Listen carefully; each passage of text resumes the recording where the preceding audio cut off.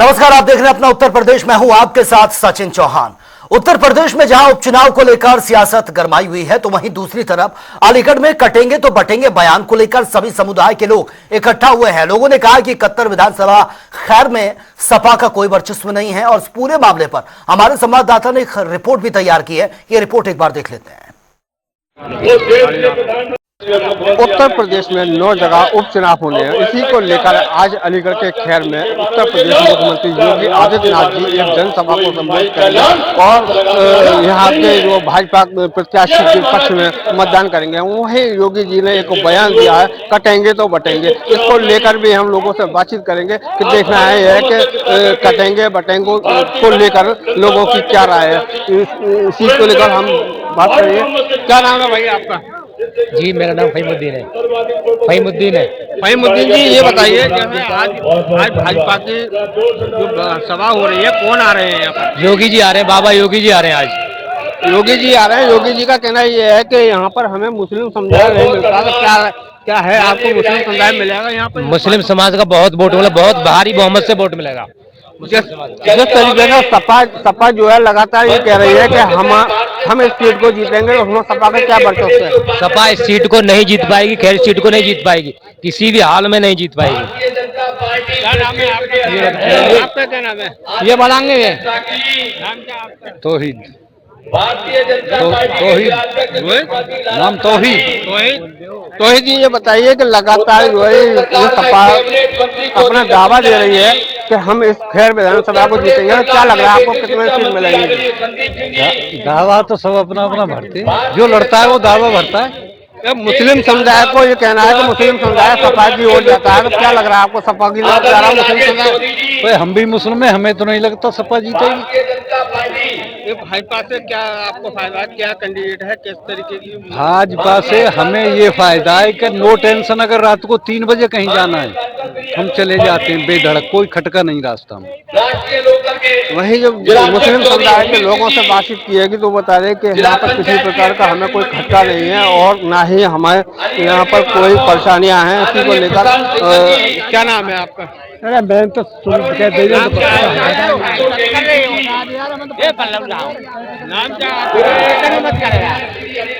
है? आरिफ आज किसकी सभा है यहाँ पर? योगी जी की। योगी जी की सभा है। क्या लग रहा है आपको? बढ़िया। यहाँ पर अब तक जो वर्चस्व किसका रहा है, कौन सी पार्टी के लोग? बीजेपी। तो इस बार किसकी उम्मीद है आपको? बीजेपी जीतेगी। जैसे सपा दावा कर रही है कि खैर विधानसभा को हम जीतेंगे, क्या लग रहा है? नहीं, बीजेपी जीतेगी। अब हमारी वोट बीजेपी कौन सी जीतेगी? वोट जाए जनता दे को जीतेगी। आप यहाँ से क्यों आए हो? यहाँ तो हम वोट रहे हैं ना के वोट आ रहे हैं। शीला जी के जमाने दे रहा हूँ, शीला जी के। हाँ, वही जो है लोगों से जब बातचीत की गई, उन्होंने कहा कि हम मुस्लिम समुदाय के हैं, लेकिन काफी वर्षों से लगातार भाजपा को वोट दे रहे हैं और इस बार भी हम भाजपा के सीट निकालेंगे। जिसको लेकर जो अन्य पार्टियां दम दे रही हैं, वो दम कहीं भी उनका कामयाब नहीं होगा। और वहीं जो है योगी जी के भाषण कटेंगे बटेंगे वो बिल्कुल निराधार हैं। यहाँ सारे मतदाता एकजुट होकर मतदान करेंगे। अलीगढ़ से जनता टीवी के लिए रेड खान की रिपोर्ट। और लखनऊ में आवास विकास परिषद की कई आवासीय योजनाएं लाने जा रहा है और इन योजनाओं में लोगों को साधारण भूखंड के साथ ही प्रीमियम भूखंड की बुकिंग कराने का मौका भी मिलेगा, जिसको लेकर आवास विकास के सचिव नीरज शुक्ला ने जनता टीवी से एक्सक्लूसिव बातचीत की है। लखनऊ वासियों के लिए एक अच्छी खबर है। आवास विकास परिषद जल्द ही कई आवासीय योजनाएं लाने जा रहा है। साधारण भूखंडों के साथ साथ प्रीमियम भूखंडों को भी वो बुकिंग करा करके ले सकता है। वृंदावन और अवध विहार योजना में ये जो योजनाएं हैं आने जा रही हैं। हमारे साथ बात करने के लिए इस पर नीरज शुक्ला जी हैं, जो सचिव हैं आवास विकास परिषद में। हम उनसे बात करेंगे। सर नमस्कार। सर कौन कौन सी योजनाएं आने जा रही हैं, लोगों को क्या इनका जो है लाभ मिलेगा? वृंदावन में सेक्टर 20 में योजना लॉन्च की जा चुकी है। प्लॉटेड योजना है। ये पूरी तरह से एक गेटेड योजना है, जिसमें सभी भूखंड जो हैं वो पार्क साइड हैं, जिसमें शॉपिंग कॉम्प्लेक्स भी बनाया गया है। तो ये पूरी तरह से प्रीमियम योजना है। ये 140 मीटर से लेकर 300 मीटर के बीच के प्लॉट इसमें उपलब्ध हैं। इसमें 30 नवंबर लास्ट डेट है फॉर्म जमा करने की। इसके साथ साथ एक सामान्य भूखंड भी लाए जा रहे हैं अवध बिहार योजना के अंतर्गत। अवध शिल्प ग्राम है हमारा, उसके पास ही है ये। इसमें भी लगभग 250 के आसपास प्लॉट हैं। ये सभी सामान्य जनों के लिए है और इसकी दरें थोड़ी कम है प्रीमियम भूखंड से। ये अभी लॉन्च होनी है, लगभग 15 दिन में ये योजना भी लॉन्च हो जाएगी। काफ़ी समय से इंतजार है लखनऊ वासियों को कि जो है आवास विकास जल्द ही कोई प्लॉट भूखंड की योजना लाएगा और कहीं ना कहीं इसका इंतजार किया भी जा रहा है। तो क्या लगता है 15 से 20 दिनों में ये मौका उनको मिलेगा? निश्चित रूप से एक योजना हम लॉन्च कर चुके हैं, दूसरी 15 दिन में लॉन्च कर रहे हैं। फिर 1 जनवरी के अंतर्गत नई जेल रोड योजना भी हम लॉन्च करने जा रहे हैं, जिसमें लगभग 2 से 2.5 हज़ार भूखंड हैं। ये पूरी तरह से नई टाउनशिप है जो नए वर्ष पे लॉन्च होगी। अच्छा, जैसे कि बात की जाए रिक्त फ्लैटों की, तमाम ऐसे रिक्त फ्लैट हैं जिनके लिए जो है यहाँ पे मार्केटिंग सेल का गठन किया गया था ताकि ज़्यादा से ज़्यादा इनको बेचा जा सके जल्द से जल्द। तो इस पर अभी तक का क्या रिस्पांस रहा मार्केटिंग सेल के गठन के बाद? अभी हम लोगों ने एक विशेष अभियान चलाया था जिसमें हम लोगों ने 350 करोड़ रुपए के आसपास के फ्लैट बेचे हैं। तो मार्केटिंग सेल से भी हमें अच्छा रिजल्ट आ रहा है और धीरे धीरे हमारी जो फ्लैट्स की संख्या है जो बिना बिके हुए थे वो काफ़ी कम होती जा रही है। ठीक है, बात करेंगे, धन्यवाद। तो यानी कि आने वाले 10 से 15 दिनों में अभी फिर से जो है एक फिर आवास विकास परिषद की ओर से भूखंड की पंजीकरण शुरू किया जाएगा, जिससे आम जो लोग हैं जो यहाँ पर अपना आवास आशियाना बनाना चाहते हैं उनको इसका लाभ मिलेगा। करम पसंद आसिफ के साथ मैं अंकुश जायसवाल, जनता टीवी, लखनऊ। और राष्ट्रीय स्वयंसेवक संघ के अनुषांगिक संगठन एकल अभियान के द्वारा गांव और वन क्षेत्र की प्रतिभाओं को निखारा जा रहा है। एक तरफ उत्तर प्रदेश सरकार खेल क्षेत्र में ग्रामीण प्रतिभाओं को मंच देने का काम कर रही है, तो वहीं राष्ट्रीय स्वयंसेवक संघ के अनुषांगिक संगठन के द्वारा भी इस क्षेत्र में ग्रामीण और वन क्षेत्र के प्रतिभाओं को खेल कूद, शिक्षा आदि क्षेत्रों में बेहतर मंच देने का काम किया जा रहा है, ताकि आज की मूलभूत सुविधाओं से वंचित होने वाले बच्चे इसका बेहतर लाभ उठा सके। और इसी को लेकर हमारे संवाददाता ने अंचल अध्यक्ष पूनम तिवारी से खास बातचीत की। ये बातचीत एक बार देख लेते हैं। उत्तर प्रदेश सरकार लगातार ग्रामीणांचल प्रतिभाओं को निखारने के लिए प्रतिबद्ध है और कई ऐसे बाकायदा अभियान चलाए जा रहे हैं कि ग्रामीण स्तर की जो प्रतिभाएं हैं वो प्रदेश स्तर पर एक उभरती हुई चीज के रूप में निखर के आए। ऐसे ही एकल संवाद के अंतर्गत जो ग्रामीणांचल के खिलाड़ी हैं, जो एथलीट्स खिलाड़ी हैं, वो बाकायदा जिले स्तर पे बढ़िया प्रदर्शन करके अब प्रदेश स्तर पे नाम रोशन करने जा रहे हैं। आप देख सकते हैं कि बाकायदा यहाँ पे सभी जो खिलाड़ी हैं वो तैयार हैं और यहाँ से लोग गोरखपुर जा रहे हैं। गोरखपुर में प्रदेश स्तरीय प्रतियोगिता में ये लोग शिरकत करेंगे और जिस तरीके से जिला स्तर में बढ़िया प्रदर्शन किया है, प्रदेश स्तर में भी बढ़िया प्रदर्शन की उम्मीद रखते हैं। हमारे साथ बातचीत करने के लिए मैम, जिस तरीके से ये बच्चे ग्रामीण अंचल के हैं, छोटे गांव से हैं, कस्बों से हैं, बढ़िया प्रदर्शन कर रहे हैं खेल के क्षेत्र में, अब ये प्रदेश स्तर पे बढ़िया प्रदर्शन करने के लिए जा रहे हैं, क्या कहेंगी? ये हमारा एकल अभियान जो है ये आरएसएस का एक अनुषांगिक संगठन है।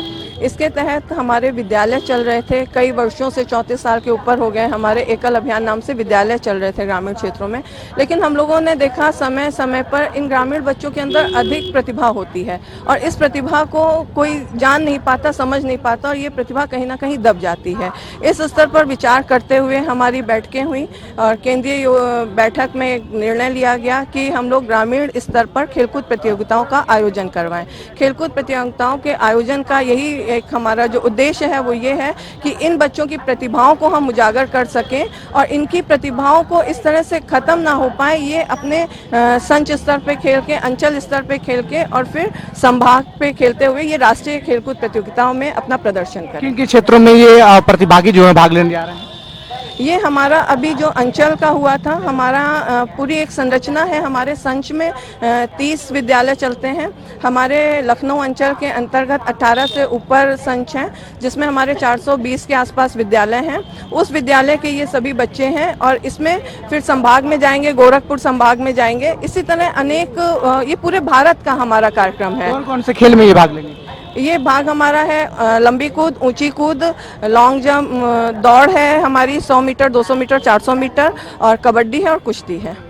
तो आप इस तरह की देख सकते हैं कि एथलेटिक्स में भाग लेने के लिए ये ग्रामीण अंचल के खिलाड़ी जो है वो अब कूच करने वाले हैं और साथ ही राष्ट्रीय स्वयंसेवक संघ के अंतर्गत एकल संवाद के तहत इन प्रतिभाओं को निखारा जा रहा है। राजधानी लखनऊ से सहयोगी रियाज के साथ विवेक शाही।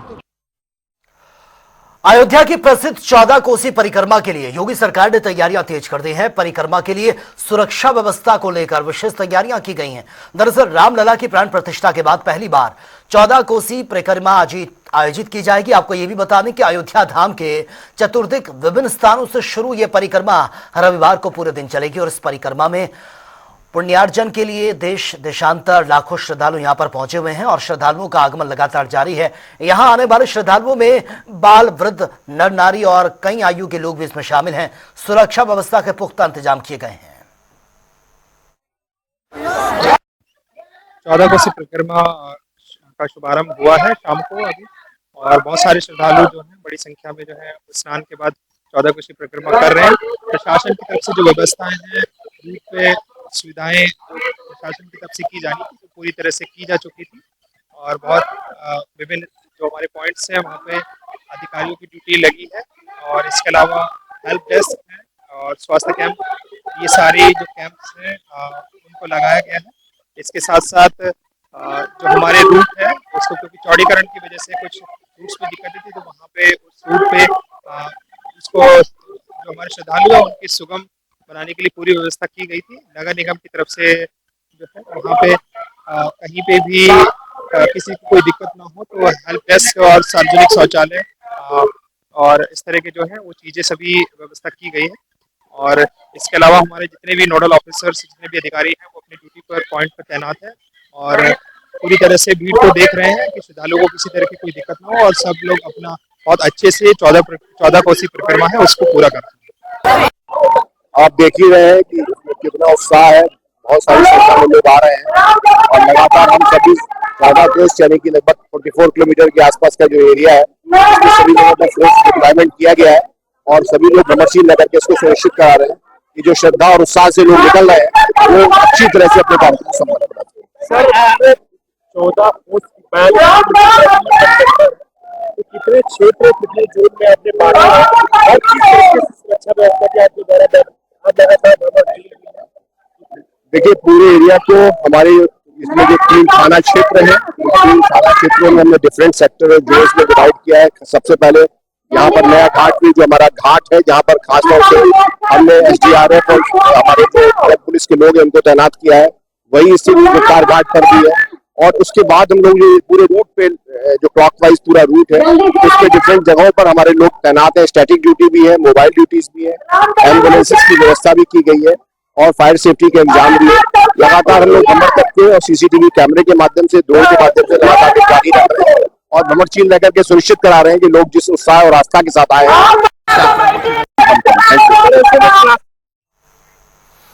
आगामी महाकुंभ को लेकर जोरों पर तैयारियां चल रही हैं और इसी बीच साधु संतों ने बताया कि गैर सनातनियों को खाने पीने की चीजें आवंटित नहीं की जाएंगी, जिस पर MLC सभापति सांसद अध्ययन समिति के सुरेंद्र चौधरी ने बताया है। उन्होंने बयान दिया। हमारे संवाददाता SM आमिर की ये रिपोर्ट एक बार देख लेते हैं।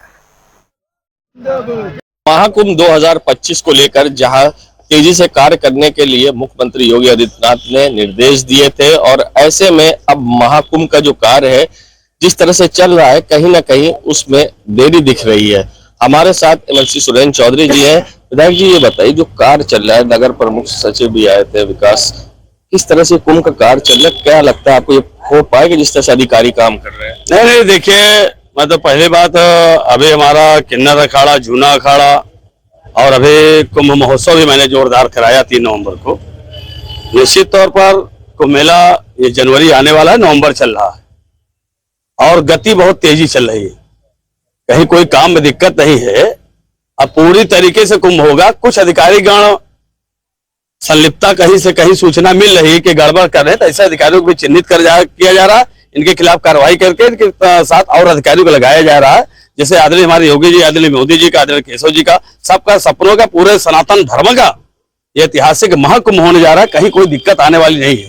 पूरी तरीके से और रात दिन काम करने की आवश्यकता है, रात दिन लगाया भी गया है, काम होगा। कहीं कहीं दिक्कतें आ जा रही हैं, काम में कोई दिक्कत है, मगर मैं फिर से कह रहा हूँ कुछ अधिकारीगण इसमें जो गड़बड़ियां कर रहे हैं मिली भगत करके कहीं सरकार को बदनाम कराने के लिए, तो ऐसे अधिकारियों को चिन्हित करके उनके खिलाफ कार्रवाई भी कराया जाएगा, जेल भी भेजा जाएगा। देखिए काम भी चल रहा है, मगर अगर शहर की बात करें, जो रोड बन रही है लाखों रुपए खर्च करके, कुछ रोड बनने के बाद ही 2 दिन में उखड़ जा रही हैं। ये भी सारी चीज आ रही, जिस तरह से गुणवत्तापूर्ण काम कराने के लिए कहा गया था सरकार से, उसमें भी कहीं ना कहीं कमियां दिख रही, तो क्या होगा? नहीं, गुणवत्ता तरीके से काम हो रहा है। कुछ ठेकेदार लोग हैं जो जल्दबाजी में काम करके भागना चाह रहे हैं, उनके भी फर्म को भी चिन्हित करके जा रहा है कि सही काम नहीं करें, उनको ब्लैक सूची में डालने का काम किया जाएगा। और ये कुंभ महाकुंभ एक इतिहास रचने जा रहा है, कई करोड़ लोग डुबकी लगाने जा रहे हैं। अब पूरा देश विदेश से भी यहाँ तीर्थराज प्रयाग मारे गंगा जमुना सरस्वती की धरती पर लेटे हनुमान के, सरस्वती कूप अच्छे वट का और बेनी माधव का और हमारे अच्छे वट आलोपी मैया के, और यहाँ पे भरद्वाज ऋषि मुनि सभी का धरती है। निश्चित तौर पर हमारे पूरे सनातनी एकदम कमर कसी हुए अच्छे से कुंभ होगा कि लोग कल्पना नहीं कर पाएंगे। एक तरफ सरकार हनुमान मंदिर कॉरिडोर बनवा रही है और भारद्वाज आश्रम कॉरिडोर बन रहा है, और एक और चीज देखने को मिली, किन्नर अखाड़े ने विस्तार की बात कही थी, तो एक यहूदी किन्नर ने भी सनातन धर्म अपनाया है और साथ ही उन्होंने किन्नर अखाड़ा भी ज्वाइन किया है। तो आगे किस तरह से देख रहे हैं, किस तरह स्वागत है? अगर सनातन धर्म के लोग मानने वाले तो उनका स्वागत है, कहीं कोई दिक्कत नहीं है। मैं बार बार यही भी बोलता हूँ, यहूदी हूँ, उस टाइप का जो मानसिकता के, उनके खिलाफ हम लोग कार्रवाई करेंगे। अभी हमारे तमाम चल रहा था कुंभ मेला में मुस्लिम बेल्ट के लोग कैसे आएंगे नहीं आएंगे, तो आने न जाने के विषय इतने हैं। अगर जो सनातन धर्म को मानने वाला है, जो पाकिस्तान को जिंदाबाद नारा लगाने वाला है, वो तो कतई नहीं एंट्री कर पाएगा। और जो जय श्री राम, वंदे मातरम, भारत माता की जय, गंगा मैया की जय बोलता, निश्चित तौर पर हमारे विचारधारा से चल रहा है। वो हमारे लोग हमारे परिवार के हैं, घर वापसी है, वो लोग बोलेंगे, उनको वहां पे स्वागत है, कहीं कोई दिक्कत नहीं। सुरेंद्र चौधरी, सदस्य विधान परिषद प्रयाग। ये हमारे साथ एमएलसी सुरेंद्र चौधरी, जिन्होंने कहा कि जो भी गुणवत्ता पूर्वक काम नहीं होगा या कोई भी अधिकारी इसमें कोताही बरतेगा, उसके खिलाफ सख्त कार्रवाई होगी। और जो सनातन धर्म को अपना रहे हैं उनका स्वागत है, और जो पाकिस्तान जिंदाबाद के नारे लगाने वाले, उनको कतई कुंभ मेले क्षेत्र में घुसने नहीं दिया जाएगा। जनता टीवी के लिए सैयद मोहम्मद आमिर, प्रयागराज।